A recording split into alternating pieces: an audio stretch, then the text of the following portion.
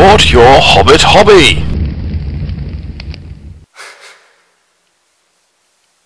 Welcome, Strategy Battle Gamers, to another edition of GBHL YouTube channel. Are you alright? Yeah, just watching the camera.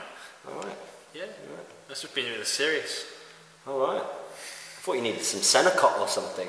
just dying. If any of you know what a Senecot is, then I'm sure you're giggling to yourselves. This is another edition of Speak Random Question! Woohoo! This is, I think, I'm going to be very somber this episode, I've decided. What? You're going to be somber? Why? Is everything okay? Yeah. Just trying to... Is this the first Speak Random Question since you lost to me at the Get Buff Bat Rap? I know, I said to you, it's okay, Jamie, we'll count it as a draw, because I didn't say there was going to be a time limit, but I did beat him. You should have had more press-ups to do as well, because apparently Mr. Rawls over here was counting my horses towards his VPs. You said they counted, that's right, I took your word for it. To be fair, it is down to me to know my own rules, and I didn't, so fair enough. This is Speak Random Question, and you were lucky enough. I had 2 videos last week. You had 2 videos on the Sunday. It was clearly a case of, I texted him, was like, I can't pick you up because I've got plans with Jane. And I said, I'll get one up and then maybe you watch it and then anything you think I miss, you do a little video. It was clearly a case. So I checked and was like, he's not put the Q&A up. I better do one, like, right now. Your video is 2 in the morning, like, oh, I'm so tired. Focus. That is your Q&A. Come on, camera. Stay with me here. Stay with me. I'm here. I'm staying awake. You know. Come on, why aren't you focused? No, it was fun. I did watch yours. I've not watched yours. You have. It was clearly a situation where you checked, thought he's not got it up. I just need to He's do useless. one. I need to do one. So you stayed up late and done one, and that was while you must have checked just before. It must have literally been just before. Just before you started uploading. It must have been just before. So I checked our video manager and was like, right, there's no Q&A up and nothing's uploading at the moment, so he's dropped the ball on this one. Better quickly get something up as soon as possible. Well, I think somebody said, I mean, we'll probably get to that question on here, but someone said it does show how dedicated you both are. Yeah. Some people really liked seeing the 2 separate videos, but I have to say, I don't know what you think. I prefer having someone here to talk to me and just like guide me when I veer. It's not just that. When I watched it, it doesn't matter what we said. It kind of felt like we'd had like a mini divorce, or like had a do you know what I mean? Like a row or something. It's just like we're not doing the Speak Random Question together anymore. It did. It felt like we'd been separated. Yeah. It was horrible. But we did. I think my answers are better than some of yours, to be honest. Rules-wise. What was there? There was the heroic combat question. I got confused because of heroic move. I did actually watch this bit of your video, and I was like, no. If he gets charged, he still gets his heroic combat.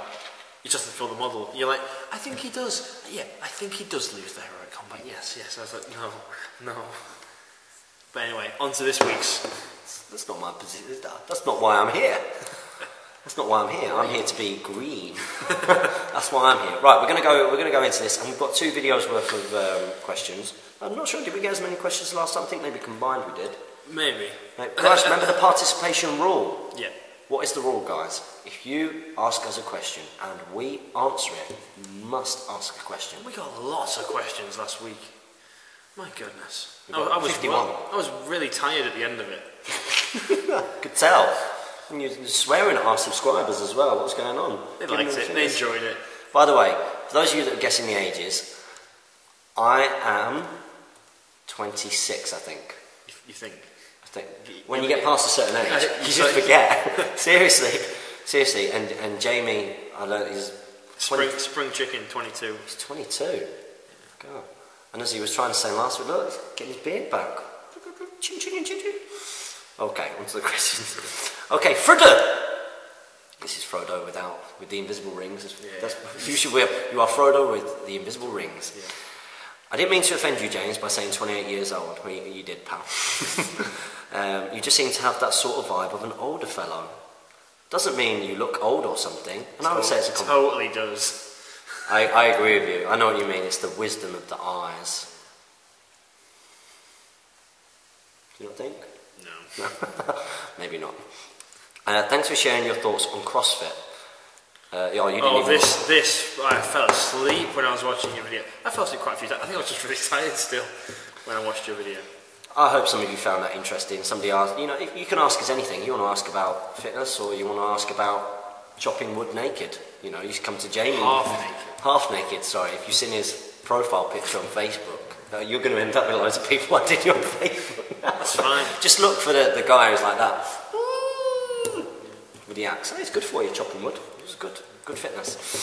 Thanks for sharing your thoughts on CrossFit. I agree with you about high reps. That's all we're going to hear in the video. About high reps and high weight equals bad form. Yeah, it can be quite dangerous. I've been training with the CrossFit mentality for a while now on my own, but stick more with bodyweight exercises for metcons and do strength pieces with plenty of rest between sets. Yeah, it sounds okay. As long as you're trying to make your workout always progressive. Sorry. Progressive, then it's a good thing. You talk. One day, I'm going to get him to do a fizz session with me. We'll film it. I'm going to absolutely beast him. I'm going to terrorise him. I'm going to terrorise him. Bear hug you. Yeah, so that's great. Looking forward to my first battle tomorrow evening. Hey. That's really good for them. We're really glad to hear that. First battle. January 13th. You've had your first battle. Oh, let us know how it went. I'll be playing with an allied army of Thrall, with Gimli and 9 Khazad guards. This is all thanks to you guys for motivating me to keep up with the hobby.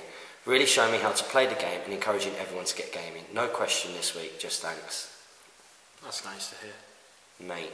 But he did break the participation rule.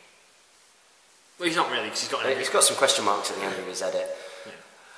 Frida, that's really nice, and that's why we do this. And, you know, it makes us feel really good to think that is what this channel is doing. It's fulfilling that role. It's kind of why, well, I initially started the channel, is that I wanted to build up just a bit of momentum for it. Not me. I'm doing it because I like being on camera. Yeah, we all know that. I agree. I noticed your Q&A was like 40 minutes longer than mine. Just love the camera time, don't you? It's because most of the time I was like, does he lose his heroic combat? What does he do? That's literally, and because I've got asked fitness questions, I'm doing on a massive rant. Edit, just watched Jamie's Q&A and he said he's 22 and he thinks you're 26. Got it right. Yeah, he did get it right. 22 and a duty manager at Lego. Damn right. I was 20 when I started it. What was I doing when I was 22? I think I just started doing... Oh no, I've been doing it for a little while. Anyway, next up we've got Mason O'Neill. Yeah. You want to read this one? Do you think there'll be a new Necromancer model for the movie, maybe? So start with this question.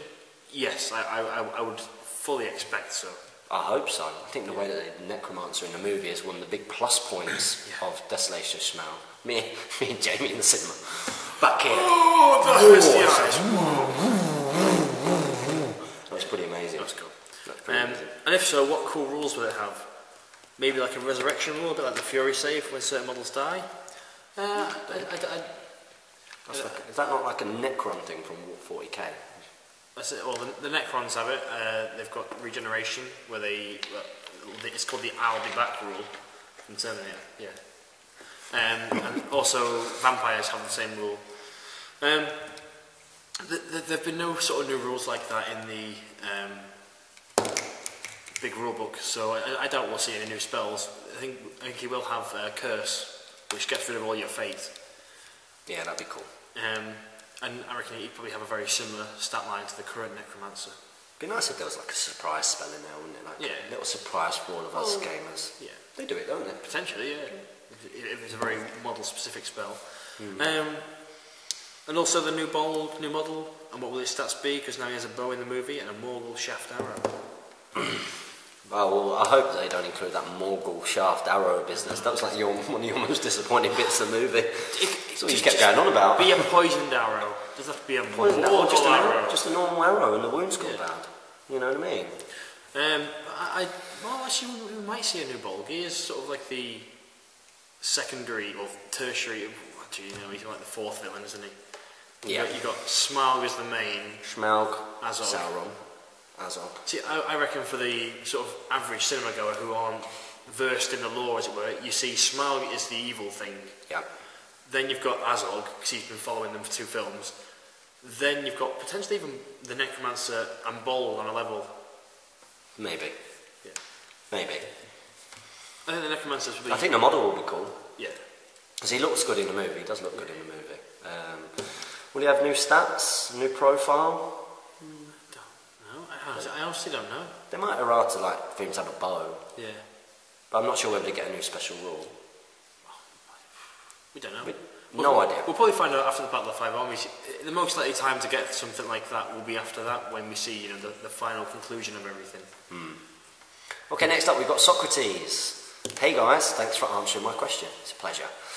I was indeed referring to some of the earlier battle reports. Oh, this is to do with terrain. Terrain, isn't it? Yeah. Well, I've just shown Jamie some of the terrain that we put down for, and this was because of what you said. Feedback. I made a really conscious effort, because I thought, well, we do tend to put down quite a bit of terrain, but in some of the earlier ones against Steve in his house, we did... Yeah, it was sort of like 5 pieces in one of each corner. 3 pieces? Yeah. It's just 3 pieces on his Realm of Battle book, because that's just what he had there. But we do try and use it. Well, the board I set up today versus JT, I'm not going to tell you what happened, but it looked cool. Yeah. It looks cool. And that was because of your feedback, so make sure you get that feedback in, we do respond to it. Good to see that the more recent ones, Deadliest Warband and Get Buff, use some really beautiful terrain. I only managed to watch them after I posted my question due to some channel backlog. It's good that there's a backlog for you. Yeah. Now, this is an interesting thing, because with Deadliest Warband, terrain isn't. Terrain isn't meant to be... For Deadliest Warband, we have what is called light terrain, where, you know, we're not going to have a full wood in there. It might just be like a tree and some pillars, is what we've got in our Dwarves versus Rivendell. Yeah, which should be coming up soon. I'm editing it at the moment. Yeah, so it might even come out before this video. No, Sunday. Hey, before Sunday? No Before chance. Sunday? I'm travelling down to see the current league leader, Tom Harrison. Joint league leader. Joint leader, sorry. Is that ball joint leader? Yes. Is it not like 0.1 above? Or? No, joint. So joint leader, Tom Harrison, and I'm going down to see him because I'm picking up Kira Fungal on Sunday, so I might not be able to do that by then. But in the Son of Ale versus Rivendell Knights, Jamie made great use of the wooded terrain that he put down, and that's not how it's going to be. In fact, we're going to do a rematch. We're going to do a rematch to see just with the actual rules for Deadliest Warband. Yeah, how it works out. We're also going to let Jamie use the Sons of Ale to show me how it's done. Yeah. To show me how it's done, because I reckon that they are so evenly pointed that either one could win, and it was the fact that I had the woods there that time that the Rivendell Knights had the advantage. And a very, very good heroic combat, and just the moment, as soon as you got me off a horse, it just swings. And we've noticed at this really small points cost. Literally one warband. Yeah. As soon as we talked about it in sort of one of our other games, but as soon as sort of like 1 or 2 models drop, you get this domino effect where, let's say it's 10 versus 10, and I manage to kill 2 in one combat turn.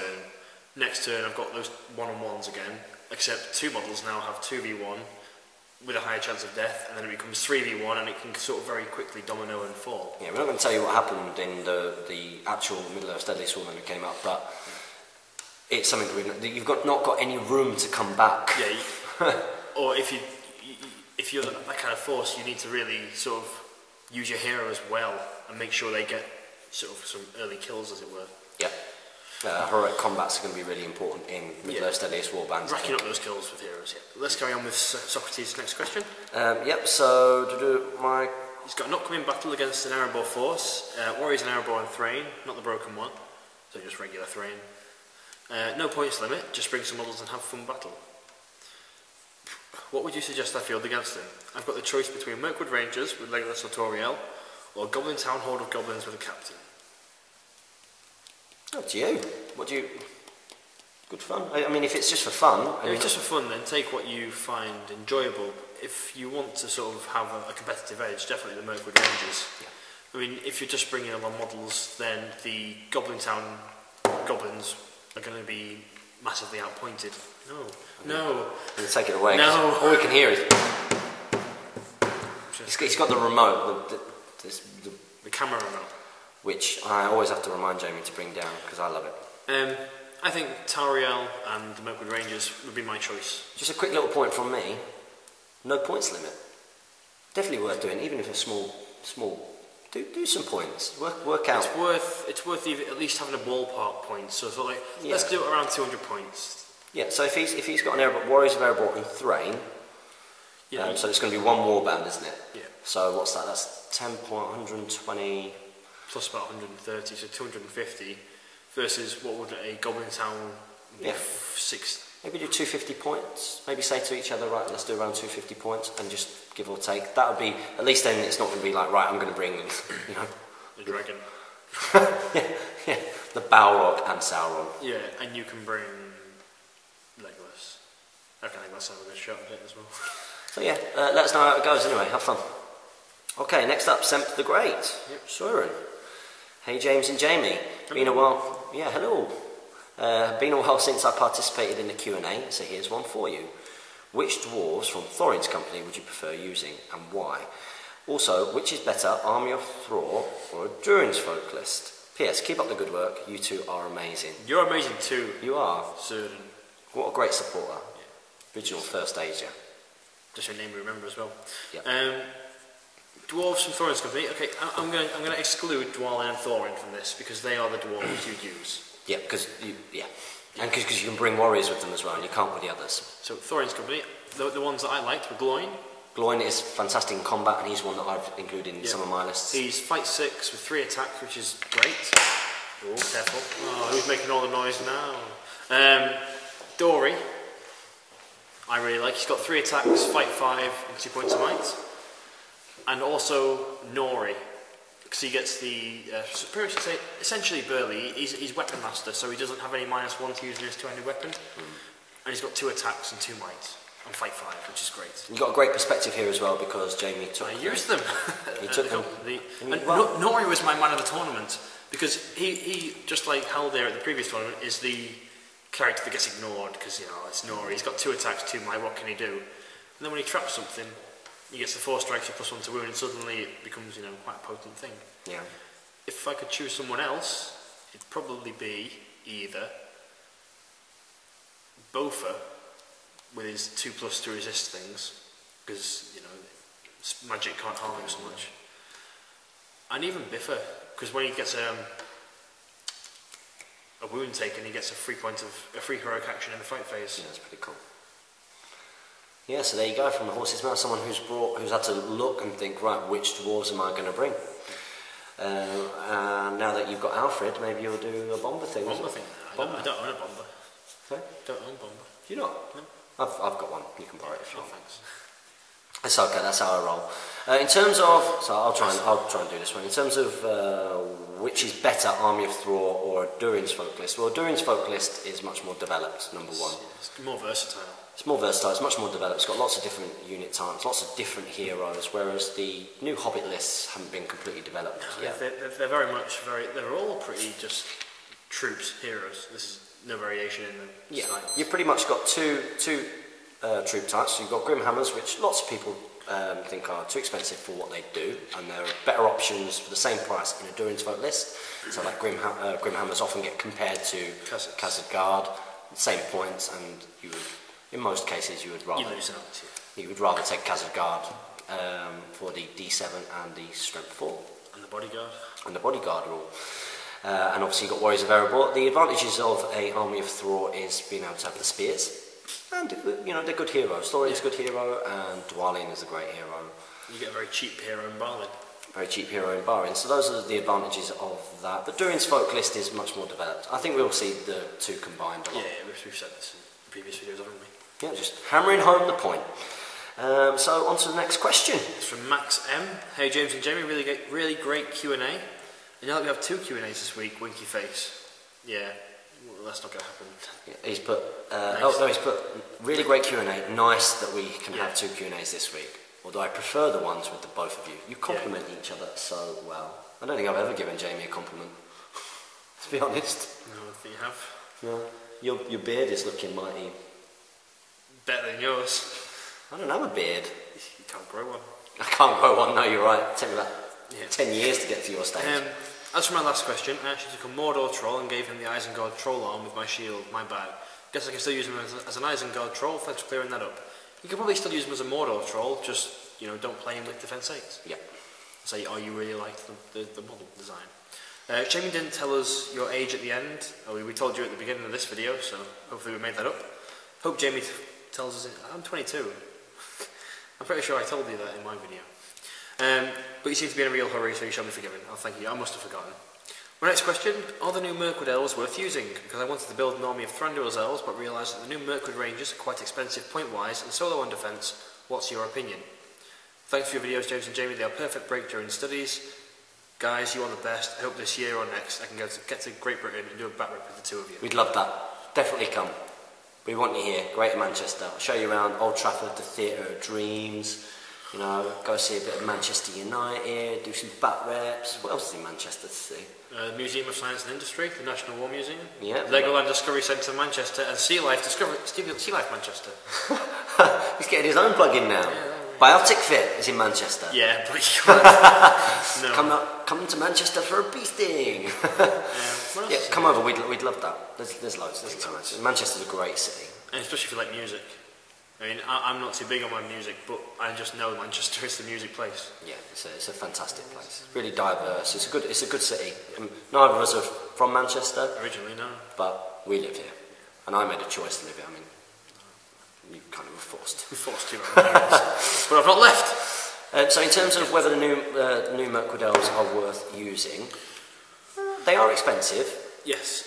For my personal opinion, I'm going to use them as allies to my Lothlorien force.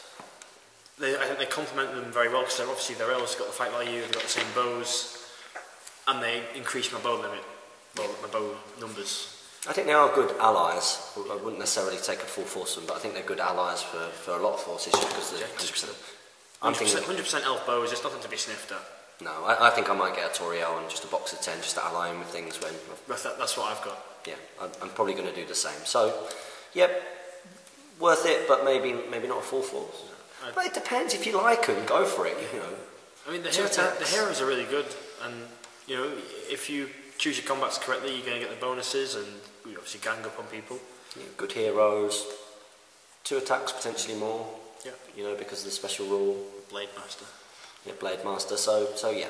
We're glad that we're enjoying the channel, pal. Okay, next up we've got Chochol Master. Chochol Master. I'm going to stop saying it in a funny voice. I'm not. Chochol Master. Chochol Master. Chochol Master. Oh, speaking of this, I watched that girl painting video where we sort of like spammed her comments. Have you seen it? Okay. This is a perfect opportunity, and Jamie, because you're editing this video, you'll have to do a screen thing. Yeah. Okay, but any second now, Jamie's going to, it'll be something, we've got a new feature as part of our Q&A, and it is because of you guys, the community, and what you did. Okay, and this is called the scouring of YouTube. That's right, the scouring of YouTube. Now, I said to you guys, you know, when you ask about painting tutorials, I said, right, I mean, there's loads out there. Check out girl painting. She's, you know, there's a Rohan Warrior. And then I said, go onto the Rohan Warrior video, and you put in, you're a first stage subscriber of the GBHL podcast or YouTube channel. Support your Hobbit hobby. Well, I'm going to do a roll call very quickly. Oh, God. Very, very, very, very quickly. I'm going to do a roll call. So, what am I putting up on the screen? So you're putting up a little thing that says the scouring and in brackets of YouTube with a nice little picture. There it is. Yeah. Yeah. No, girl painting, girl parkour. Girl painting. My one trick for hair loss.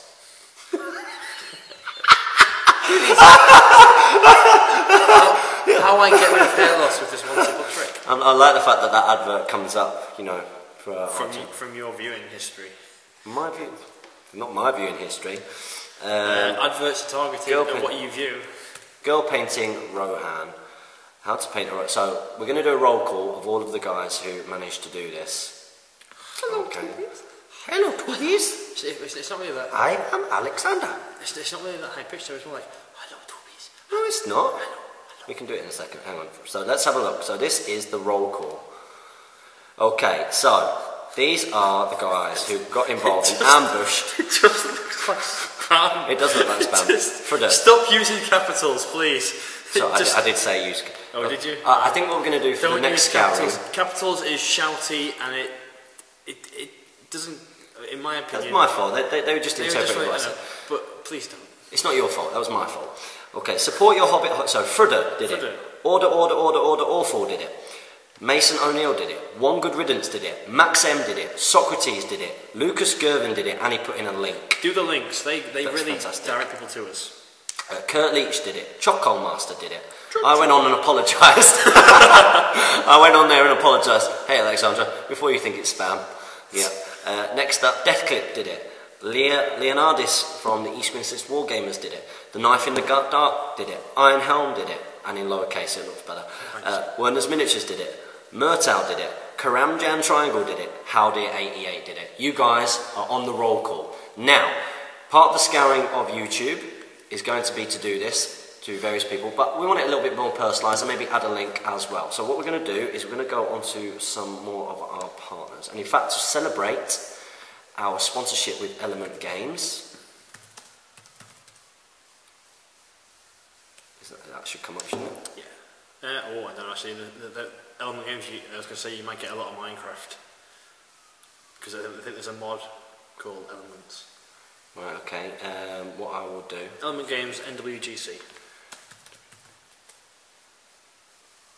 No. My Little Pony's turned up. Wow. My Little Pony. I'm guessing it will be in their thing, won't it? Element Games. They've got a YouTube on here. Where would they use? You might give them some tips on the search engine optimization. YouTube. Element Games UK. Okay, so we're going to put a link up here for how to make a textured base. Okay, so you're all going to go on and you're all going to watch this. It's called Warhammer Basing 101, but it's a technique video. It's how to make a textured base. So you're going to go on there.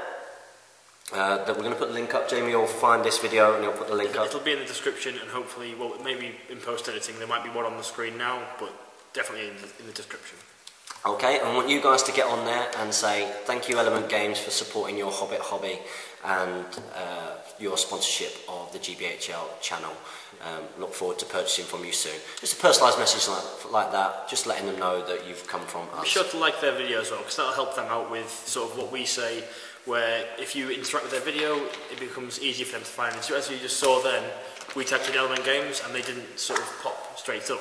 So like the video, comment, like even share it, and it all just helps everything. So make sure you get on there. That is this week's instalment of the scouring of YouTube. Okay, you're going to get on that video, nice little personalised message, say where you came from, and just thank them for supporting the Hobbit hobby and supporting our channel. So the link's on there. There you go. So let's get back to our questions. Next up, Max. We did Chocho Master. Do you guys think that Peter Jackson will make a movie about the Silmarillion in the future? Keep up the good work, and as always, cheers from Poland. I don't think he will. I think the Silmarillion is sort of the book too far. I think there's just so much that goes on, and it spans such a long time that without reading it, you really don't get that sort of feeling. And how would you show Ilúvatar and all the song and the glory? How would you sort of show that to every Tolkien fan? That would be a very heavily criticised film, even more so than The Hobbit has been, in my opinion anyway. Yeah, I think so. I mean, unless you start going into, the story of unless you do very specific stories from it, but even there are some great specific stories from it. So I don't know if you've read Children. Have you read Children of Húrin? No, I've not read that one. No. It's just kind of an extension of part of it. Yeah. I don't think it'll have the same kind of draw. As I say, I don't think it has that appeal. Silmarillion, if you ask sort of average Joe on the street, they won't know what it is, or they might know what it is and they go, well, "That's that Tolkien Bible, isn't it?" Yeah. I would love to see it happen. Maybe a fan-made movie will happen sometime, but I don't see. There's been a fan-made Silmarillion trailer. Was that the guys who did the sort of the Aragorn backstory and all that kind of? Have you seen that? I've seen The Hunt for Gollum. Yeah, it's the same. That company. It might be the same. Anyway, so next up we've got Werner's Miniature, a shooting question for Evil. When shooting at models engaged in combat, we need to take a special in the way test to see who we hit. Is it correct that we don't need to do this when shooting and there's an intervening model, so the intervening model can't be hit? So shooting question for Evil, shooting at models engaged in a combat. So let's say you've got a model here, and we're shooting at these models in combat. Is it correct that we don't need to do this when shooting and there's an intervening model? No, let's say you've got shooters here, intervening model, combat. You can make an in the way test to see if you get past this model. If it's your own model, you still make the test. If it's a good model, you make the test as well. If you're evil. And then once you've successfully passed that one, and then you're in combat, you roll on a 1, 2, 3, you hit your own, and a 4, 5, 6, you hit the good model. Yeah, I mean, I wonder if you're asking that question because maybe the intervening model is one of your own models. Yeah. You still have to take an in the way for it, yeah, and see if you kill it. Yeah. It's just with evil, it's exactly the same as good, except there is the chance that your in the ways might kill your own, and you can fire into the combats. So I think that's what you get. Yeah, that's right. Okay, so next up, you want to do this one? It's from Lucas Gervin. Thanks, I know my list does have Little Knight, Undying on Fellbeast with 10 Morgul Knights, Dark Marshal on Horse with 10 Morgul Knights, and Scenarios tournaments are Reconnoiter, Lords of Battle, Contest of Champions. There are Wood Elves. I assume if there are Wood Elves, Hurl is a good option. Wood Elves aren't really much high of, there aren't much high elf players on the tournament scene. You kill them on a 3+, and they wound you on a 6 up and they have to do a courage test with courage 4 to charge the Nazgul due to the Harbinger of Evil. I think Lords of Battle is the best scenario for this. Is this in relation to a question that was mentioned? Yeah, he was. I think Lucas. I'm a little bit. Lucas asked. Well, he's going into detail about what he thinks his army will be good at. Okay. So he asked me about my thoughts on this army at seminar. He asked you as well, and you answered it. I've seen your answer, but it was late at night, so maybe you don't remember. But that whole recording session, I've forgotten. But we said the same thing, which was 700 point. I think 700 point tournaments. You might not have. You're probably going to get broken quite easy. You're not going to have the most numbers on the board. You're kind of in the middle of. You're not an all-hero force, and you're not a proper army. So, and there's no might there really. But I mean, if you know that you're up against some Wood Elves, would you dread coming up against that list? No, assuming this is 700 points, my old force, my force usually consists of Legolas, Thranduil, and Gladriel. Gladriel, unfortunately, is just not really that going to do all that much here besides make you burn a bit of will, perhaps. Legolas can be shooting off horses, and Thranduil can potentially knock you over off your horses once you get in close. And I've got all the shooting beforehand, and the higher fight once you actually hit the lines. I'll be camping in a wood, and you know I will be. Reconnoiter, Again, you're not going to have as many models as most people, so if they get off the board... Lords of Battle is obviously a good one for you, because you've got low models and high in killing potential, and Contest of Champions, I'm not sure how it would work with the victory points, but Contest of Champions is a great scenario for that kind of force as well, because it's very hero-centric and... Have you set this tournament up for yourself? Yeah. It could be. It could be. But let us know, because we want to hear how you get on with it. Because we don't know everything. We don't. It's just our opinion. Okay, next up we've got Kurt Leach. Great video, James. Thank you very much. And I will post what you want me to say on girl painting. Well, thank you for doing that, Kurt. You did get your name on the roll call of the scouring of YouTube. So now you need to do the next one, which is to the Element Games video. Okay, your question is, are wargs important to have for an Isengard army? I don't think they're important to have. What, like Warg Riders is the only thing you can take, so yeah, I wouldn't say. No, they're better things, aren't they? I mean, crossbows and Berserkers are your two things that you really want. I mean, Warg Riders are with the shield 13 or 14 points, and for that point I'd rather have a Berserker. Yeah. I would agree with that. I'd rather have the Berserker too. So, I mean, it gives you a bit of tactical flexibility. And just remember, you can always ally in the Felwargs without paying the price for a hero now. So, if you want that speed, obviously there's no knockdown, but that's where you can get it from. And that is the Denizens of Mirkwood list. Yeah. Which is pretty good. Next up, Murtal. Thanks for the answer. Yes, it was a bit of a loaded question. So, this week, tell us the funniest, most unlikely moment you've ever had in a game of SBG. I'm always going to come back to this, and this is knocking Ed's Fellbeast over. Yeah. Very unlikely, and for me, very funny, very disappointing for Ed. But I thought what was funnier was the picture that was drawn after, which, if you guys haven't seen, maybe Jamie will put it up. Yeah. Now. So yeah, that was pretty cool. My funniest and most likely... Most unlikely moments, when was that? It was definitely at Huddersfield. You fluked your way to victory. Was beating James Braun when I'd lost. I was getting schooled. Yeah. It would have been embarrassing, but it was interesting for me because I'd never seen these wizards kicking bum, and I just got I was getting destroyed. And how I won that game, I've got no idea. I'm not sure whether that was the funniest though, because I felt more dizzy than sort of.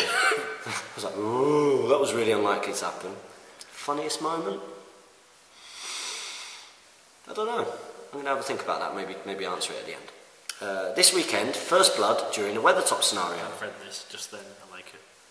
Merry killed the Witch King of Angmar, who was behind cover with a thrown stone. 3+ to hit, 4+ in the weight test, 6 and 6 to wound. Go Merry, my girlfriend was not amused. That is awesome. I think in that scenario they don't have any sort of might or fate, it's just will. Right. So obviously one wound kills them. Ouch. That's pretty cool. That's pretty Go funny. Merry! Whoop whoop! Night of the Mark. That is pretty funny. Okay, next question.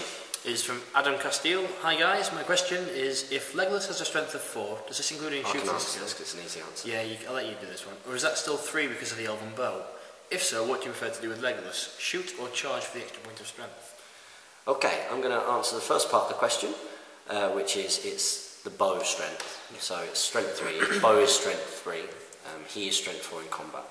In terms of what you prefer to do with Legolas, shoot or charge for the extra point of strength, well, you want to do as much shooting as you possibly can with him, because that's where he excels. Within reason, yeah.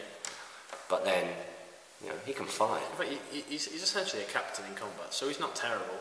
I mean, his 2 attacks. His 2 attacks, yeah. His real strengths do just lie in combat, though. Sorry, shooting. Yeah. But he's got some cracking special rules. Yeah. With, is it Deadly Shot? Deadly Shot, yeah. Deadly Shot, and then he's got his 3. Yeah, I think it's involved in the same rule. Oh, is it? So Legolas may shoot 3 times in a single phase, or he may sacrifice these 3 shots to make one single shot that always hits and makes any in the way rolls it requires. That was impressive. Round of applause, Jamie. So yeah, mix. Try and get as much shooting as you can, and then throw him in. And then then get him in there. He can do a lot in combat as well, but he's quite low defence, isn't he? Defence 4 standard, defence 5. Fate wounds? 2 wounds, 3 fate. That's not too bad. It's not too bad, but you really just want him to be shooting and out of the way.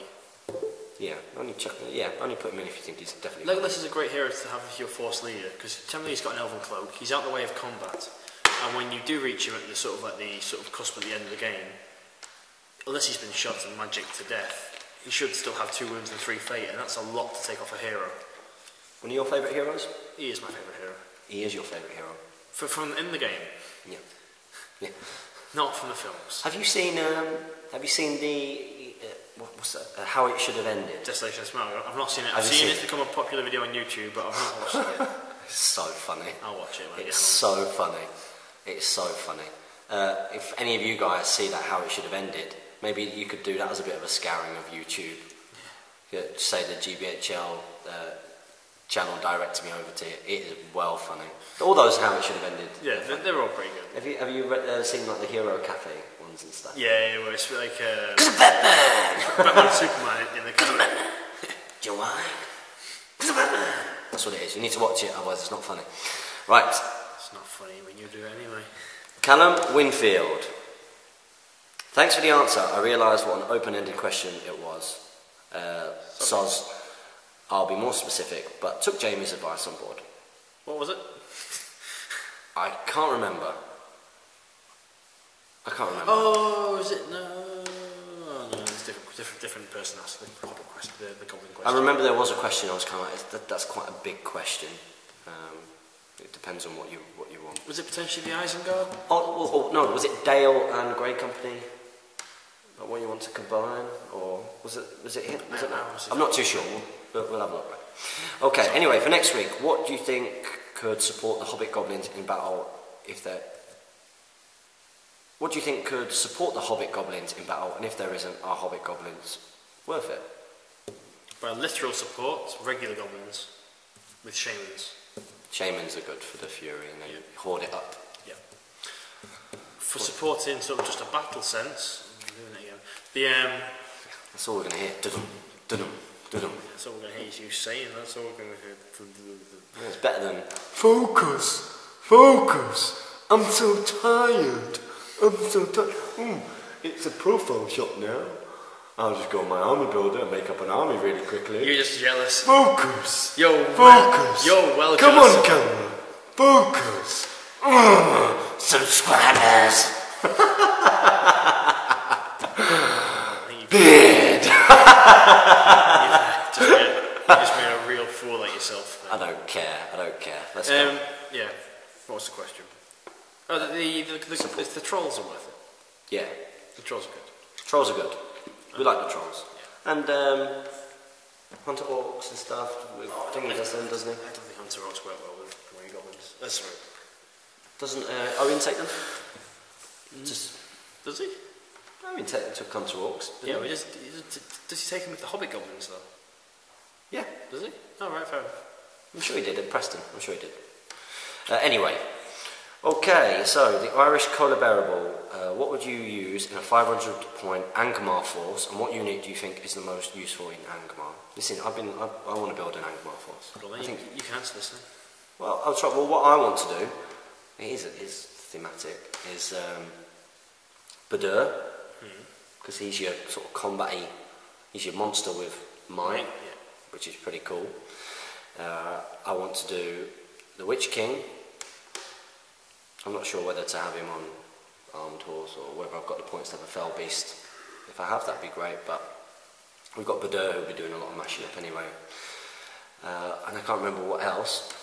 And then a shade, sorry, yeah, my shade, because I've got my shade. And then normal sort of orc warriors with the shield and sword, supported by spears with the odd barrow white or spectre in there. Pretty much what I was thinking of doing. So what's the question? What would be the most useful? Shade. Shade. The shade's going to keep you well in the game there. Another option to choose is the Dumalake, and that can... Dumalake can either be really... Dumalake can make your game go really well, or if you roll poorly with it, it can be really badly. Is the Dumalake the one that where heroes have to spend double? So, let's say Dumalake's within 12 inches of... someone you can relate to, Erkenbrand. Someone I can relate to. Me and Erkenbrand are like this. If Erkenbrand goes a heroic move, the Drumlake thing goes, okay, well on a 4+, you've got to spend the second point of might. You can then choose to go, actually I don't want to spend that point of might to make this heroic move happen, but that one you've already spent has been spent regardless. So it's like, oh well, I've called it, so I might as well use the second point.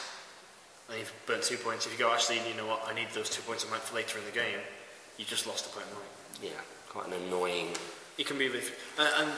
let's say you try to... He casts Transfix on you, you try to resist, you know, with your 1 point of will, and he rolls that 4+, it's like, well, you've got to use another one, or it's wasted. Oh, you don't have another one, my spell's gone off. Yeah, I think that could be pretty cool, getting a Dwimmerlake in there. Yeah. Dwimmerlake. Dwimmerlake's really good anti-wizard model as well, because let's say they try and cast a dice with 2 points of will. It costs 4. If he rolls a 4 for each of those dice, like each dice gets doubled to 2 points of will, and then you've got to say, do you want to spear the will or not? Half my spell gone in one spell. Ouch. Dwimmerlake can be very good, but I think for just your army, the shade is always going to be useful. So shade gets my top vote. Yeah, well, I said that as well. Okie dokie. We got Brandon Cooper next. His question this week is, if I were to go with an arrow list for a dwarf army, what would you suggest I have in it? I've got an arrow list, if you want to hear mine. Warriors of Erebor with shield, and on the back rank, shield with spear. Thorin, Dwalin, and Gloin I've got in there as well. Yeah, Gloin's your sort of independent hero, just running his own. Yeah, he's going to your 3-point of deployment. And then you've got Thorin, front rank, shields and swords, rear rank, spear and shields. If you can afford. I think you get either 10 and 11 or 11 and 12 at that, at 500 points. So that's what you go for. Thomas Macklin. Hey guys, great video. I've seen this, you sent me a message. I've not had my question answered for 2 weeks now, but I forgive you. Really? We answered them all. I might have missed one. I don't know. Unless it's gone into like a spam thing, because sometimes that... But then we always get message to review them. I've not seen them, but okay. Unless you just missed them, because I know that you said that your question in the feedback one didn't come up, but I remember mentioning your name, so just have another look over it and let us know. Yeah. But we're sorry, we've not done it on purpose. Tom, you're a nice guy, a really nice guy. This question is, can any axe wielding model use space and strike, or is it just two-handed axes? Thanks and keep up the good work. Go on, I'll let you have it. Any? Yes. Any. So if you've got an axe, you can pierce and strike. Nice easy one there. Yep. But it's only easy if you know, and we know the answer, so. Sam Page, Southern Dunedain. 2 Q&As. Double the painting time. Very good. A very productive evening just from this one. Looking forward to watching Jamie's. You needn't have bothered. My question for both of you, are either of you planning to come to the best event ever on the 2nd of March, the East Grinstead one? I have paid and I'm on the list. Yes. They've actually, they've sold out, well they've filled their 20 places and now they've got to search for a bigger venue. So I'm not allowed to come? No. Unfortunately. No. I might have thought about it, but I can't come anymore. You're just too damn popular, you guys. You kids. Too popular. Well done. Well done. It's in a pub, isn't it? It's in a pub, yeah. Well, it's supposed to, I think, they want to see how many other people would want to come.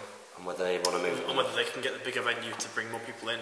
I mean, this is great to hear that an independent tournament has sort of the best of problems where you've got too much support, as it were, almost. So, very well done to you, Sam and Joe, and I shall see you on the 2nd of March, provided my manager actually signs my holiday form, which he's still dodging me on. Yeah, make sure you get that done. Yeah. Whether I'll be there or not, I'm not too sure yet. It might be... What date is it? 2nd of March? 2nd of March. Sunday the 2nd of March. 2 weeks between that and... I'll have to see if I can get the price. Is it a day trip? Yes, just one day. One day event. Well, let's see what they do regarding tickets first, but I'll see if I can... I might be able to give you a lift. Oh, that'd be nice. So, especially I'm a nice guy. All that way down to London. I know we have all this horrible... I have to make conversation for like 2 hours, jeez. So we'll put the Hobbit audio book on. We'll put the Hobbit audio book on. Okay, next up, Generic Legion Wargaming. You want to read this one? Okay. Don't worry about it. Thanks for your answer. I think I'll stick with basic captains with heavy armour and shields. My question, does moving affect magic in the same way it does shooting?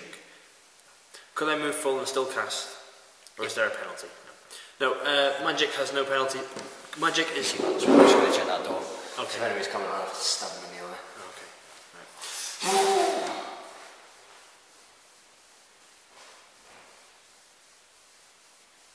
Magic has nothing to do with shooting. The only thing that is similar is the line of sight, is that you have to be able to see your model to target them. Other than that, you can cast through intervening models, there's no negatives for moving, and as long as you're in range, you can do it at any point during your movements. You can run forwards, cast, and run away again. I would like to point out that I learnt this, like a steep learning curve at this tournament against James Braun. It was like, oh, I'll be alright, he's behind, like he's way behind his own models, and just because he could see me, sorceress blasting things into my heroes. Yeah. It was pretty cool. Next question, 19 Mark F91. I've not seen that name before, so welcome to the Q&A. Yeah, welcome. I don't recognise it either. Hi guys, love the Q&A videos. Thank you very much and welcome. Welcome to Speak Friendly Question. My question is, if there was one scene or character you could add into Lord of the Rings or the Hobbit movies that PJ cut out, what would it be? For example, mine would be to add the Elven twins into the Lord of the Rings films. That'd be cool. And to make the Beorn scenes longer in the Desolation of Smaug film. Well, I reckon the Beorn scene's going to be longer in the extended edition. Definitely. I reckon there's a lot of that has probably been cut from that. I agree. My answer for Lord of the Rings, I've thought about this before, I would have liked to see Halbarad and the Grey Company coming up instead of the whole Army of the Dead thing, yeah. Army of the Dead actually being at Minas Tirith. Yeah. I would have preferred getting Halbarad coming up with a banner. Yeah. They kind of replaced the role of Halbarad with Haldir. Yeah, sort of being the relief for Helm's Deep. Yeah. Yeah. Instead of the Grey Company and just... I would have liked to see the Grey Company and Halbarad. Yeah. I would like to have seen Glorfindel. To see. Glorfindel. Yeah, is he sat in the council? He sat in it, But obviously it's correct me if I'm wrong, but I'm probably am. Is it not him who brings Frodo? Not Arwen. Yeah. Yeah, you're right, he comes. No, yeah, you got that right. Yeah. I thought I'd like mixed up a scenario with her. Would have been great to see Glorfindel. But I can see how that would sort of pose problems to something, because Like, well, why isn't Glorfindel in the Fellowship? He can beat off the ring rates. Yeah. Glorfindel is, you know, he's a badass. He's nails. He's nails, Glorfindel. He should be Fight 9. Yeah. He should. Yeah. He'd be Fight 7, he should be Fight 9. Anyway, he's a beast. But that's why I'd like to see in Lord of the Rings films. And in Desolation of Smaug, who would I have liked to have seen? Well, they've stuck pretty well to it. I can't think of any that they might have missed. I'm just trying to think of what else now I've seen. No. I'll tell you what I would have liked as well. I can see why they didn't do it, but you know, Éomer in the books is supposed to be at Helm's Deep, I think, and Gandalf turns up with Erkenbrand. Oh yeah, that's right. Yeah. Gandalf turns up with Erkenbrand, so that would have been cool. But I can see why they've made some of these changes. You see this sort of. You can't have all of these underdeveloped characters. Just It pop up. wouldn't work on a movie. It works great in the book. Like, look at all these cool people. Yeah. I can't think of any in The Hobbit. Joshua. Sithius. And he was right. Sorry my question was late and so it missed the cut-off. I'll repeat it here. Thank you guys for supporting Wargaming and The Hobbit. You're more than welcome, mate, no worries. And thank you again for mentioning my ring wraith models. Have you checked this out? Yep, I clicked on it. Pretty cool. Yeah. They're at www.sithius.webs.com/model.htm. They were awesome to paint up. My question was, do you prefer the warband system now that it has a couple of years into it, or do you think that the old Legions of Middle-earth style of army building was better? I can't answer that because I wasn't around in Legions of Middle-earth. I prefer playing warbands. I enjoyed the list building of Legions of Middle-earth better, but I enjoy playing warbands more. Why? Why? It's less of a grind. Like, you've got more heroes to do things, you've got a bit more fun in the game, and it did. So, some armies were just tedious to play against. Like, if you came up against 700 points, Legolas and 70 Wood Elves, that is a hard army to play against, and also very boring. Yeah. It's just, what's he got? He's got a spear, and great. Yeah, take forever as well. So that's my point. I enjoyed the list building for Legions of Middle-earth because you weren't so restricted with your hero choices, but I enjoyed playing Warband much more. So there you go, Joshua. I hope that answers your question. And if anybody wants to check out that link, it's in the previous Q&A. I want to save this. So next question is Joe GamerDude84. Thanks for the answers to my previous questions. Here it goes for this week. Come on. Come on. What? It's not making noise. You're jigging the camera. Come on. You fucking just opened it. Didn't swear. You did. I said you just fibbing just opened it. Come on. Here it goes for this week. We all know you guys are Tolkien fans, but what other books or book series do you like? No, I'll let you start. You can take Game of Thrones. Yeah, well, I read Game of Thrones years ago, and it's one of the few series where I've actually been waiting for the next books to come out. So I did really enjoy that. I've not watched all of the TV version. The books are way better, I think. They are. The books are better. The TV well, they start off better anyway. The TV adaptation is also really good. Yeah, Dance of Dragons Part 1 is a slow read. I nearly gave... Sorry, not Dance of Dragons Part 1. The one before that, Feast for Crows. Yeah, that's awful. I nearly gave up on that book. I nearly dropped... It was only the lure of Dance of Dragons that kept me through Feast for Crows. Yeah. The books get worse. They get worse. Dance of Dragons really picks up, but Feast for Crows is a slow and tedious book because you see sort of characters' descent, and it's never interesting to read a descent. Well, it can be. What I find is that you start off with Game of Thrones is very much about the characters. Yeah. It really is about the characters, and if you've not read Game of Thrones, it's done for Where have you been for the past few years? Yeah. It's been all over the internet, and you should have. Especially if you're into fantasy novels. course. Which I assume you are, because you're watching this. Not everyone is, stereotype, No, but anyway, it's very. They're written. It's not chapters. It's like point of view characters. Now the issue is lots of these characters are very interesting and very different and unique early on. Some are very boring as well. Well, early on, they're very. As the books progress, obviously lots of people die, and lots of new characters are introduced. Now these new characters don't fill the gaps that characters that you don't, and also because some of the books are so long, you end up with a situation where you're spending a whole book away from a group of characters, so you lose a connection with them. And I think that is one of the, and I think there's a lot of repeated themes, and there are a lot of characters that get introduced that you just really don't give a damn about. Yeah, so, well, it's a nothing character. Yeah. So I think that's one of the problems of it. Other books that I really like, my favourite book. I really like the Warlord Chronicles by Bernard Cornwell, the Utrecht of Bevenberg. Oh, have you listened to the audiobook of that? I've not listened to the audiobooks now. Well, I'll tell you what we'll do. We'll pick it up together if you want. Yeah. And I did have one of them, but it's all scratched up. We'll pick up the series, and when we do tournaments, we'll listen to it on the way. Yeah. Because then we don't have to talk to each other. Well, it's good. That is good. I've read all of them by Pagan Lord, which is the most recent release, and I'm waiting for it to appear in my Sainsbury's, because I don't really want to go out of the way to pick it up just yet, because I'm reading a couple of other books.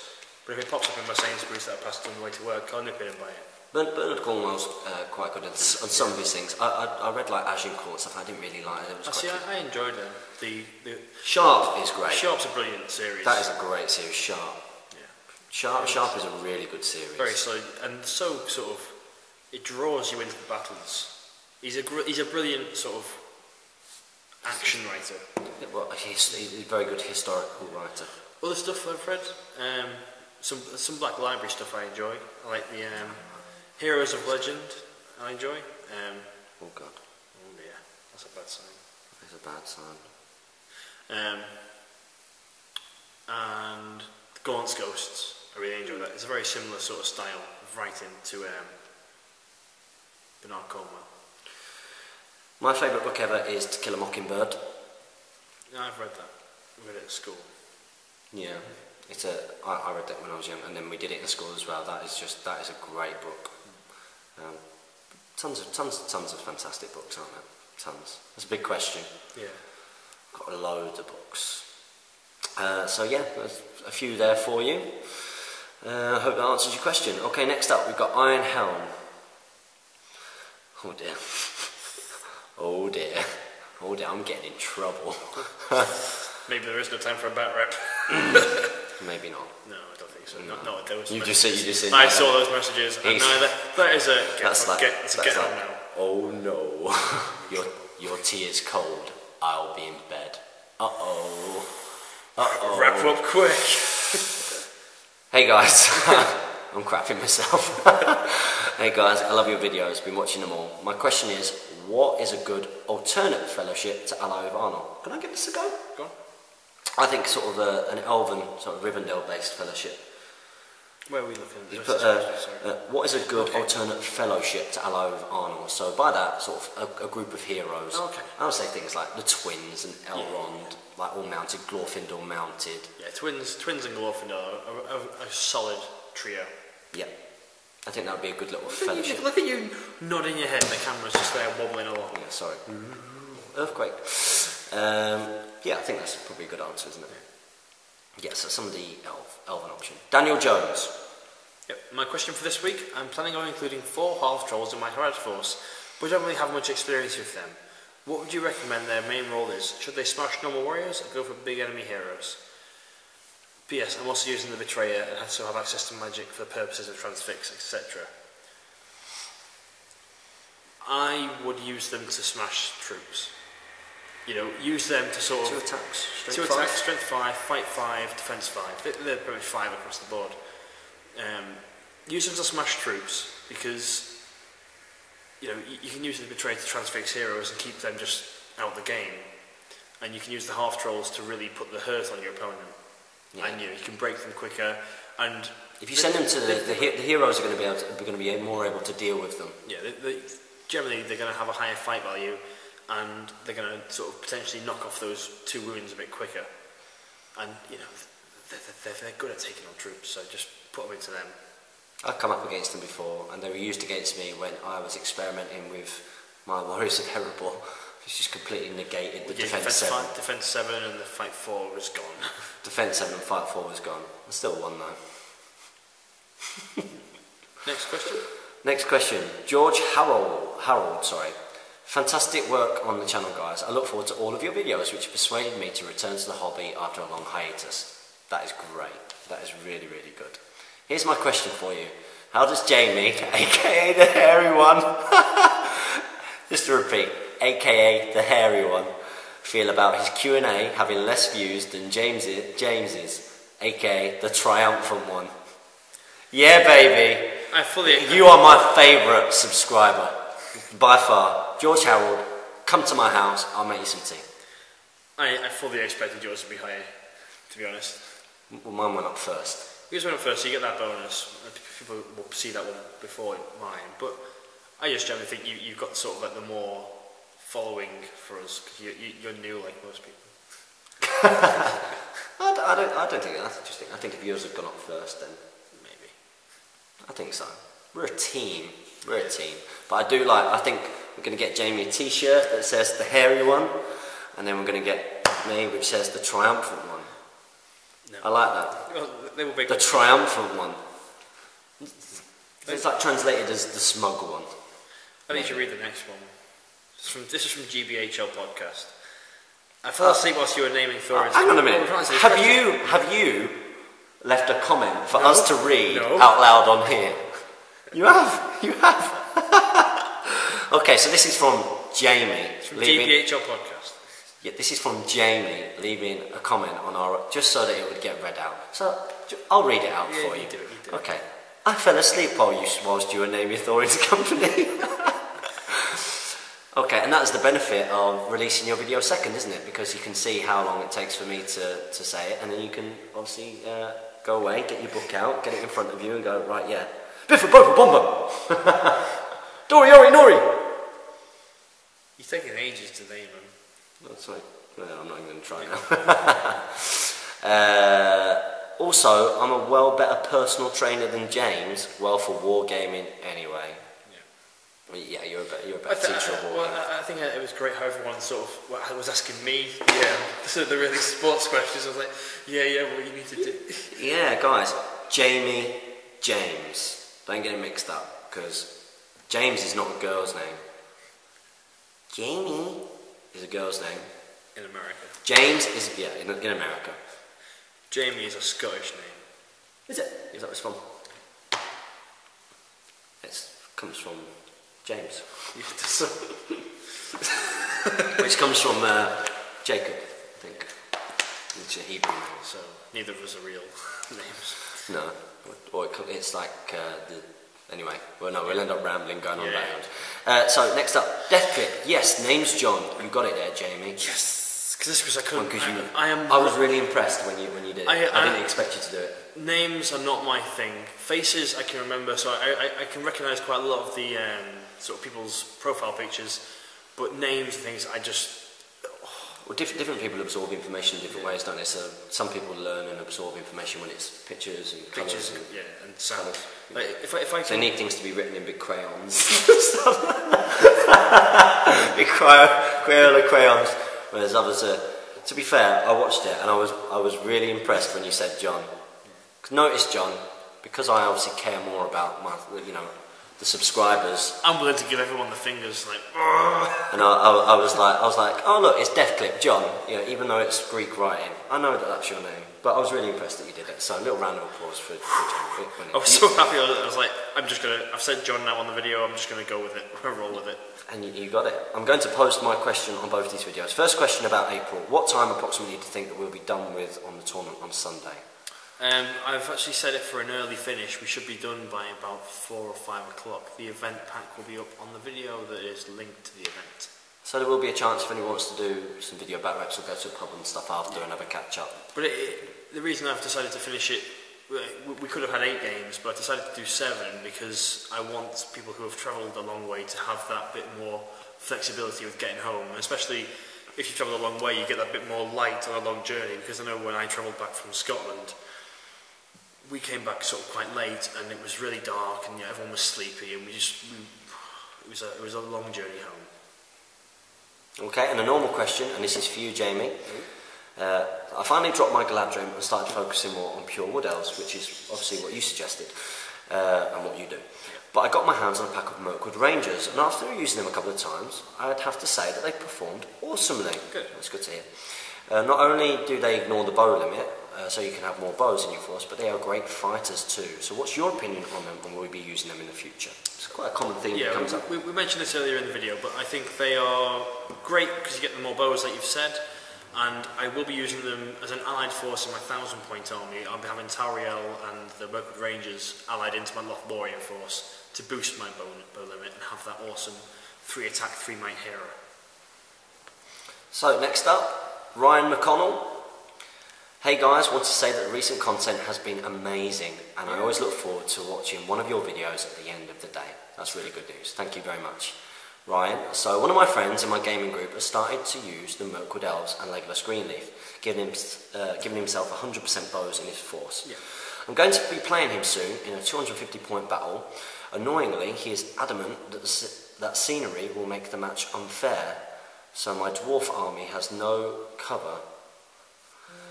He also likes to start well away from his opponent's force to get the shots in. My usual force is Dwalin and 16 warriors, variable, 8 with shields, 8 with spears and shields. What do you guys think I should do to alter the force? And if so, what changes? I'll probably take the shields off since they're only strength 3. So 6 or 7, yeah. Still with no 6s. Well, first off, if he's adamant about scenery, and you're not happy with that, roll and take it in turns to put a piece of scenery on. A good way, if you're not happy with scenery, if you think it's someone's putting something down to benefit themselves, is to put the terrain down. If you have bought sort of Games Workshop dice, you tend to get something called a scatter dice in there, which will have either the direct hits or the arrows, and roll sort of like 3d3, and the scatter dice in that terrain will move that far. Yeah, so that way it's like, well, I'd like it to be here, but it's not going to go here, it's going to go somewhere near here. And point number 2 is most scenarios require you to roll for your setup, so which side you want to choose, and the person who rolls highest gets to choose a side. So that should be the next step. Point number 3 is that if he's starting on the far side of the board, most scenarios also on a 1 to 3. I like to set up right in the middle, so you should never be more than sort of 4 turns away from him if he sets right on the board edge. Yeah, so if he does set up on the board, let's say he rolls a 6, or 4, 5 or 6, and he can set up anywhere, and he sets up on the far side, you know, well, no matter what you roll, you want to set up near the middle. And, you know, if you don't want to do, you might do a quick heroic march to get a little bit closer. That's one less turn of shooting, potentially. So that's another thing. I think, as a change to your force, well, firstly, you've got 16 warriors and Dwalin, which, okay, if you're not playing Warbands, if you're just playing the models you've got, I would potentially try using Thor in Oakenshield. Obviously, he's got the extra point of might and fate, but with the Oakenshield himself, he becomes defense 8, so even Legolas and the archers are wounding him on 6s by 4s, which can really sort of just edge it in your favour. Yeah, I'd suggest the same, because Dwalin's defense 6. So 6 is to wound, but with all those shots going through, you're still likely to get 1 or 2, and he's only got 2 fate and 2 wounds. So Thorin would be that much more sort of solid for you, I think. Yeah, I would agree. So I hope that's some good advice, and I hope you both enjoy your games. Yeah. Next up, we've got Repzig. Love the mix of fitness and Lord of the Rings. It's very unique. Unique is the word. It is, a bit special. My question is, as someone who builds armies mainly around the fluff, how much... Oh, so this must be at me. My question is, as someone who builds army mainly around the fluff, how much harder is it to win tournament games? Are there any fluff-based tournaments, events? Well, I think Lord of the Rings lends itself to sort of thematic armies. Yeah. Yes. It does. I mean, there are some things that you will find are broken, as it were. Yeah. People combine things. The armies typically are thematic. I mean, you might not. it depends how sort of Tolkien strict you are, because I mean, if you were playing against dwarves and they had the front rank full of Khazad Guard, it's like, well, they're the elite bodyguard, they shouldn't be the mainstay of the army. Yeah. But it's there, and you could imagine this being sort of like the elite. Imagine in a wider battle, that's the elite cohort, as it were. If you think of things that way, then it doesn't feel so out of place. No. That's how I've always put it this way. Okay, at our last tournament, the player that came first, yeah, it was a bit of a filthy list, but at the same time, it's perfectly fluffy and thematic. Yep, and that was dwellers and spiders and. It was full spiders, Ashrak, and it was $2 and two bats ones, wasn't it? Yeah, and the player that came second did a full Hobbit force. And it was all just loads of hobbits. Loads of It had Malbeth, which was he had Malbeth in there, which is a little bit like. But he's from Arnor, and Arnor and the Shire aren't too far away, and yeah, the Shire's in Old Arnor, isn't it? But I mean, obviously, there's different characters from different times in there, which isn't necessarily. You've got Banderbris with Meriadoc Knight of the Mark sort of thing, as well as Malbeth. So there is a bit of. Third place was me, and I had Sons of Ale and written down that. Yeah, it's not very themed at all. It's not very themed, really. It's good for Middle-earth's Deadliest Warden. But usually I would take I came fourth, and I had Thorin's Company, a very themed force. So yeah, theme can do it. Yeah. Theme can do it. Mouse Fantastic. My question is about Radagast the Brown on Slay. Obviously, as he can have, if he takes Sebastian, 6 strength, 4 attacks on the charge. That doubles to... Is it 6? Would you get 6 with Sebastian, isn't it? 1 strength. He gets... Yeah, so you'd have your 5 strength 4 attacks, and you'd have your 1 strength 1 attack. Yeah. Imagine that those 5 Radagast can use Might on. Sebastian's is... Imagine he had a support with him that Radagast can't use his Might on. That doubles to 12 with the knockdown. He's an offensive juggernaut. I agree. I really want this model. His Slay, however, has a low defense, so it's somewhat susceptible to archer fire. But I believe the solution to this is to cast Renew on the Slay. Can you do that? I don't think you can. I think.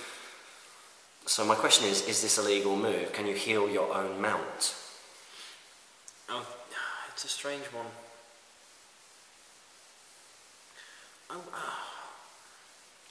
I'd need to read the rules for Renew, but I have a feeling that actually it might be illegal.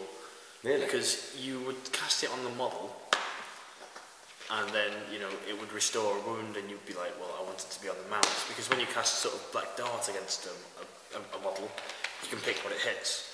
So maybe you can pick what it renews. It depends on the wording. If it says the hero or the warrior, then no, you don't have to find it. So we've just run over and got the rule book, and James is going to read it out. Yep. The target regains a single wound lost earlier in the battle. So if it's the target of the spell, I see no reason why it would not be. Something that can be a bit iffy though is that you can't target yourself unless the spell specifically says so. So it would have to be someone else who's renewing it, I think. Someone like Elrond could do it. Perhaps. Yeah. Okay, so we hope that helps you out there. Next up we've got Kamil Domansky. Hello! Hello to you. Thanks for asking my question. Finally finished painting my goblins and 3 trolls. Well done, good work. Lots of fun. Another week, another question. When Bert the Troll sneezes, the single foe must half his fight value. How do you half the fight value of 7? Is it 3 or 4? Do you round up or down? It depends purely on the wording of the rule, because transfix, if it says it's done like transfix you halve and round up. If it's done like a bat swarm specifically says in its rules you halve and round down. So it's going to depend on the wording of the rule, I'm afraid there. And I'm not sure if it might be different in sort of different languages, if there's been a translation error perhaps, but we've only got the small rule book with us. It doesn't have the profiles in, so unfortunately we wouldn't be able to answer it for you. If you pause it, I've actually got the... Oh, you got the... Okay, so we've just checked now in his actual rule, and it doesn't actually say whether to round up or down. Yeah. We personally think that it's like transfix. And you'd round it up, so 7 would become 4, and that seems fair enough to me. But this might get FAQ'd, it might do. Yeah. FAQ's coming out soon, so keep an eye out. And if anybody knows the answer to that, maybe Owen might know the answer to that, mightn't he? Put your comment below. Yeah. Okay, next up we've got Grant Heil. James and Jamie, What is both of yours favourite named weapon? This is a cool question. Favourite named weapon from Middle-earth, spanning all the ages, such as Morgoth's Grond, Turin's Gurthang, Durin's Axe, Galadriel's Bow, etc. My personal favourite would be Glamdring, good choice, as it was forged by Turgon in Gondolin. Turgon is by far my favourite character in all of Middle-earth, again good choice, and its history. And Gondolin's description, which Turgon built, makes Minas Tirith sound like a guard shack. That's true. Gandalf isn't half that bad either as a choice to inherit the weapon. Yeah, he's the man. He's the Maya. He's the Maya. I don't know. I think Glamdring is a good choice, and I think Turin's Gurthang, if you read it, that's a sword with some serious personality. If you read, Children of Húrin. Also, Anduril. Yeah, or Narsil. Or Narsil before that. Narsil, yeah. Blade that cut the rings, pretty. Yeah, but it breaks. Broken blade. Did its job though. It did. Broke and then did it. Well, what's he doing with his ring on the outside of his armour, reaching towards him with that. With that hand. Come on. What were you thinking, Sauron? It's an amateur's mistake. Don't wear the ring, just put it in a vault. He needs the ring, it's power. It's binded to it, he needs the ring, he needs it. Can you put it under his armour? Nope. Well, I could have put it under his armour. But mind you, underneath his armour, maybe it's nothing, he's incorporeal underneath. The armour goes on top to sort of... gives him a physical form, which the ring gives power to. That's not a bad explanation for winging it, is it? That's pretty good. I have no idea. Sorry, I think Glamdring's a good choice. Gurthang or Anduril or Narsil. Sting. You've got Sting, haven't you? Sting's the lamest. It's a letter opener. Yeah, it's not even. I'm not even sure it is a sword. Order, awful. Thanks guys for answering. By the way, my name is Cam. Hey Cam. It makes it much easier than saying what I was saying. What. If you can remember, his name is Cam. Orderful is Cam. Orderful is Cam. Cam is orderful. Cam is awful. And my question for the week is on the Uruk-hai Captain. If I purchase heavy armour, does that add 2 to the defence? So Uruk-hai Captain defence 7, or does it replace the armour and therefore go to defence 6? It replaces the armour and goes to defence 6, and then a shield makes it defence 7. Yeah. So you're upgrading his armour into heavy armour. You're not wearing armour and then putting heavy armour on top of your armour. Yeah, it's not like so Glorfindel. He comes without armour, doesn't he? Yeah, he's defence 4 in his normal profile, and the armour of Gondolin. Oh no, he's defence 5 in his normal. Defence 5 is not. He's defence 5. So he's got armour, just in his normal profile, and then his armour of Gondolin's special armour. No, he's not got armour in his normal profile. Oh, so he's just 5. He's just nails. Yeah, I'm sure that's the case, and he goes to 7 because heavy armour. Okay. So that's why it's +2. But if he had armour in his thing, then it would just be +1. Yeah. How dear 88. Hello there, James. Hi, I'm not James. I've got a few questions. First, is which your army you hate to fight most? I love fighting wood elves, especially Jamie. It's so easy to beat. Charles's Harad bowline. Charles's Harad bowline. I mean, I haven't got experience playing against lots of people. I'm sure I'll come up against somebody one day who will surpass my hatred of that. Probably. Probably. But his Harad bowline, I mean, it's a cool army, but I've got loads of difficulty with it. It just negates everything for me. It just negates. All cavalry Rohan does very poorly against that army. How do you model your corsairs? And thirdly, could you make a painting guide, or at least give me some painting tips? Well, now that we've got the sponsorship from Element Games, I would check out their channel for painting tips more than anything. And also part of that sponsorship is likely going to be we'll film it. Yeah. Byron is a much better painter than us. Much better. This guy used to be a commission painter. And what we'll probably do, and we'll speak to Shadow and Flame about whether they want to do it at some point as well, is that, and we might try and do it when they come up for the tournament actually, is we film them giving some tips. Yeah. And then we can edit it and then do it. Yeah, it'd be much easier for us because we're not painters. So we'll do that. In terms of modelling corsairs, I literally got a craft knife, cut the hand that had the shield. So they got sword in one hand that had the shield. Got the dwarven axes, cut their hands off. Got me pin vise, drilled in into both sides, put a little bit of paper clip, glued it in, put it in so it's nice and secure. Voila, axe, sword. Jeez. It's cool. Looking forward to it. Next question. What's Tree Giants? Tree Giants are UK Freddy Bears of Shadow and Flame. They are his personal sculpts, which we will probably use to represent Ents. Yeah. Because we can use them at independent tournaments. We couldn't use them at Games Workshop tournament because it's his own sculpts, and they are Tree Giants, not Ents. But they could be used as Ents because they are of a similarity. And they are cool, and they are on their way. They are on their way. Oh, if you want any of these, by the way, you need to get on now because they can. They've only got 10 in stock at the moment, haven't they? Or at Marine somewhere. Yeah. For the moment, they've only got 10 in stock, I believe. They've not got many in stock, and they can only get them in sort of a certain number of quantity. There's no point in them buying them because it'll cost them a fortune. So, if you want to be on their next order for them, contact them straight away. Shadow and Flame. If you need their details, we'll give them to you. Next question. What's first stage really? Well, what's first stage? You're right. Yeah. The first stage is a period of time of Middle Earth, and its first stage is generally counted from the years of awakening of the sun, and it goes until about 590, and then we go into the second age of Middle Earth.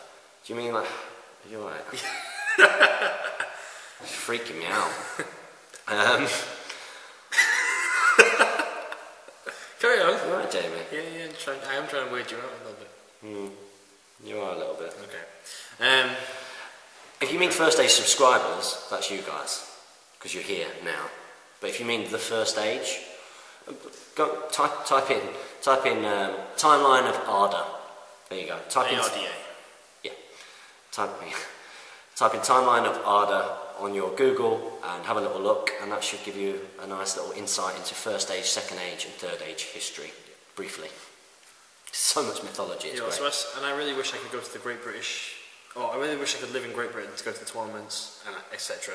Although I'm not yet 16, smiley face. Well, when you are old enough, then and you've got enough money saved up. I don't know where you live. But maybe. Where do you live, Howdy? Let us know in the next Speak Friendly question.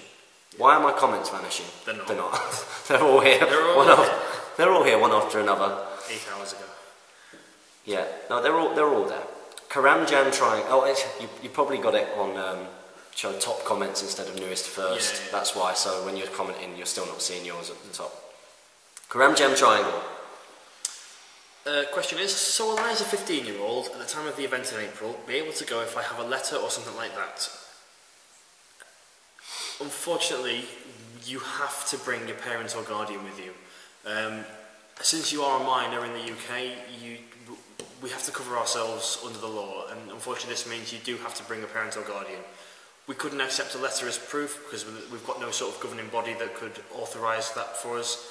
So if you're going to attend, you have to bring someone over the age of 18 who is a parent or guardian to you. That doesn't have to be a negative. They can come down and get involved. Get involved and have a good time. Because we want you to be there. But of course we've just got to be careful, and we're not sure what the policy of the Northwest Games is. So we'll ask Darren what the policy is. Yeah, because he may say sort of like, well, unfortunately, I want no under 18s in my centre because I serve alcohol and I don't want to have any sort of risk associated with that. So we will get in touch with you, and we will release an event pack with this detail in.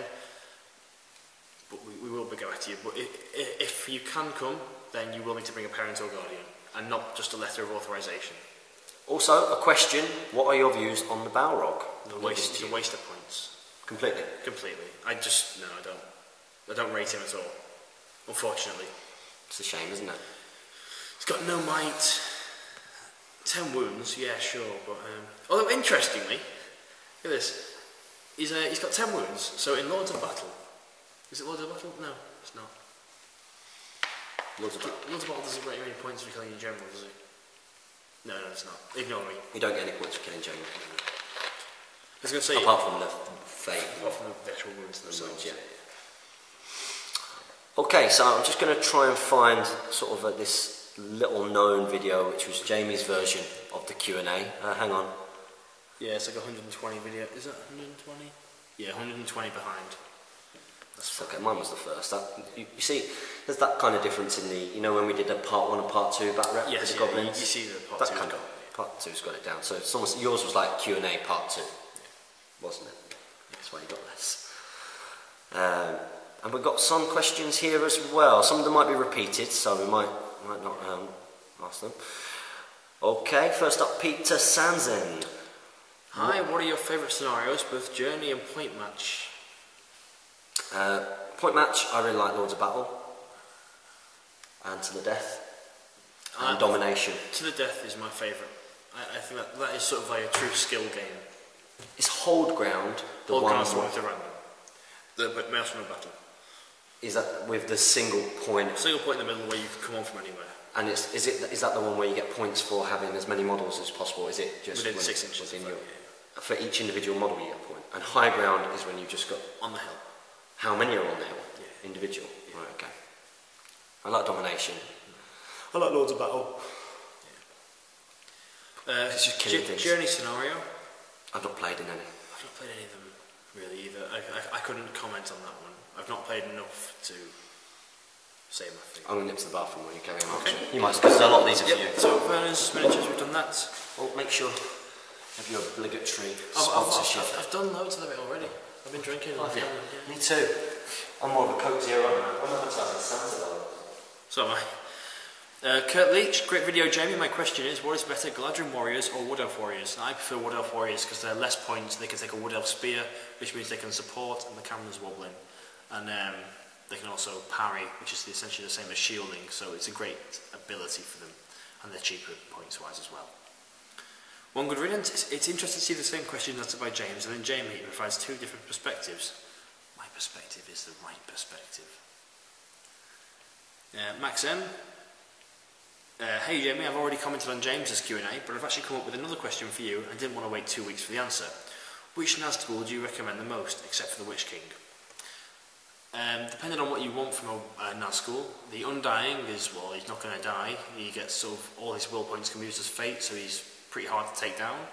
Kamul is by far the best combat wraith, because he can sort of alter what he needs to do to become useful for you in battle. Dalmarsh is good. Shadowlord was the best wraith, but not so much anymore. Saying which is the best Nazgul besides the Witch King? I reckon Kamul as a combat one is very good. Knight of Umbar as a combat one is very good. Even Dark Marshal. Even the Betrayer as a combat one, rerolling all failed wounds. If he's on a fell beast, that can be pretty nasty. I think they've all got such great characters. I often, when I'm trying to include, I often think, which one? Which one is best? The one that you never take is the Tainted. Avoid him like the plague. He is the plague, but he's got 1 might, 12 will, and 1 fate point, and his special rules aren't great. A lot of people have said to me about the Witch King not being as good. No. In some ways. But I think he's quite... Because he can be quite cheap and he can take 3 might, which is a massive bonus to any force. Is that with his crown? Oh no, Crown of Mogul, that's worth 40 points, gives him 3 attacks. That gives him 3 attacks, yeah. So that makes him the sort of combat beast. More of a combat beast. I think there are a lot of them are really good. Yeah. They can I think as well, they can really define how you want to play your army. Yes. So, you know, you want to be more shooty, maybe you got Harad, you got Poison, you bring a Betrayer or a Shadow Lord maybe, or, you know, you got Reavers, maybe you want to get a Dark Marshal in there for the rerolls. Yeah. It's great, it's just good, I love it. Frodo with you as well. Jamie named the 13 dwarves much faster than James. Rematch? Nah. It's not even worth the effort. No, we give that to you. Dave VMC Shearer, there was a bit of swearing and I looked up from painting just in time to see you give the camera the finger. Yeah, well, I'm glad you saw that. Not really on, is it? These guys, they watch They our videos loved for it. hours. He loved it. They didn't. He did. You're not a rock star, come on. Yeah. Where's your fan mail? You must be getting some now. A little bit. That's nice. I like it. Random 336933. How do you use your computer to generate great videos? Oh, generate armies. Great videos. Use your computer to generate great videos. Magic. What we do. It's a lot of editing. Sit at it for a couple of hours and be like, oh. Yeah, a lot of editing. I have an Excel spreadsheet. That's numbers. Yeah, I've got a Mac, so I have to deal with numbers. I have an Excel spreadsheet made by LonelyKnight, and that's on the Last Alliance forum. It's also on Warming forum, and he updates it to include. Put the link up. I will put the link up for you to download it. It's a great piece of software, and it saves you sort of just cutting down forests to write down your lists. And as you saw in that video, I very quickly whipped up that Eisen. Okay, it's off. I hope I'm getting a shot. Right. So we've had a few camera issues, but we've literally Camera died. So we're really. Hopefully we didn't lose any footage, and we apologise if we did. We've now switched to the little digicam. Yeah, if any of that footage is gone, then those questions have gone. Just ask them again, and we'll answer them next week. Terribly sorry. Which would be devastating, but hey, one day we'll be able to afford some better equipment. Yeah, so we'll get there in the real. Yeah. Okay, the last question is from Elliot McDonald. Thanks both of you for a great Q&A. It shows some dedication when you both do it independently of each other and then apologise for the other's absence. Yeah. We are both dedicated. We're working hard for each other, both of us. Yeah. My question concerns Mahud Raiders. They are 4.25 goblins in points. I like it. Well, I like the fact. Yeah, I like the fact you're. I like goblins. Yeah. Do you know how many points goblins are, guys? With shield. With shield, of course. So, what 4.2 goblins in points? Yeah, I'm sure it means shield. 6 more than Haradrim Raider. Yet they've only got 1 better strength, which they're paying twice for, as the camel has it as well, and 1 better defense due to the shield, and 1 less courage. Is the Impaler special rule worth 4 points in your opinion? No. Sorry, that's not. Impaler is a... Basically an extra attack. On essentially, it's a thrown weapon that always hits, and you do a spec 4 hit against the model, except if you kill that model, you can't move on. These raiders used to be in the old ones, but it sounds like they've not had their points changed. They used to have 2 attacks. Right. So 3 on the charge, 6 on the knockdown. Like it was from the Veil. Strength 4, defense 5. And they used to have a special rule called Warrior Pride. Now, if their heroes from the map of the list pass the courage test and manage to charge an enemy model, all Mahud within 12 inches with the Warrior Pride special rule would instantly pass their courage test, so long as their leader was in combat. That's cool. Yeah, which negated their sort of courage too. Yeah, basically. So they've changed the stat line of them, and they don't seem to have adjusted the points at all, to be honest. Which is a real shame for them, because they are a nice unit to have in your army, but unfortunately with just 1 attack and the Impaler rule, they're not great. They're cool looking, and now I'm painting Mahud King at the moment. The Mahud King, however, remains a beast. And a cool model to paint, if you get a chance. Thanks as always. I'm going to see how things go at uni money-wise, and I might be able to pop down in April. Oh, please do. Make sure you do. You want to save up. It's not a lot of money. It's less than a night out. As I say, don't go out for 1 night and you can come to our tournament. Come to our tournament 2 times over. Don't go 2 nights out and we can drink at the tournament. Yeah, sounds good. Get it done. That has been this week's Speak, Friend and Question. Yes. Hope you enjoyed it, guys. Yeah. Good to be back together again. It is. Thank you. You and I together forever. I don't know what that is. What's that? Is that Neighbours? Home and Away? I've got no idea. It's well late. It's like it's 11:30. Shit, you're gonna get in trouble. I'm in loads of trouble, okay? If you have sympathy for me, I'm sure some of you do. Comment, like, share, subscribe. Support your Hobbit hobby. Happy strategy battle gaming. Make sure you ask a question.